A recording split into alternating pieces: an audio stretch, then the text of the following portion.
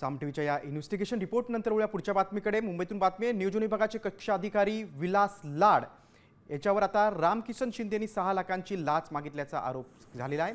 रामकिसन शिंदे यांनी लाड याच्यासोबतची एक audio clip देखील समोर आणली। मंत्रालयातील हा कक्ष अधिकारी आणि नवी मुंबईत एसीबीच्या पथकानं सापळा रचून या कक्ष अधिकाऱ्याला रंग्यात पकडलं होतं।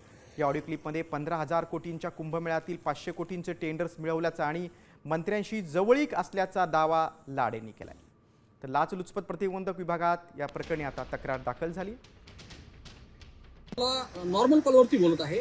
तो असं म्हणतोय की कुंभमेळ्यामध्ये 15,000 करोडचं बजेट आहे आणि त्या बजेटमध्ये एक 500 करोडचं काम हे माझ्या अंडरमध्ये होणार आहे असं सांगतोय। त्या 500 करोडचे काम मी म्हणजे तुझ्या मित्रांना किंवा तुला वैयक्तिक पाहिजे असतील तरी मला सांग। आणि त्याच्यामध्ये परत तो असं म्हणतो की माझं टूर्स अँड ट्रॅव्हल्स आहे, त्या टूर्स अँड ट्रॅव्हल्सला पण तुला मी तिथं कामं मिळवून देतो आणि ते जेवणाचे वगैरे भरपूर काही काम असतात, तर ते आणखी तुझ्या मित्राला कोणाला पाहिजे असतील तर त्यांना मी ते देईल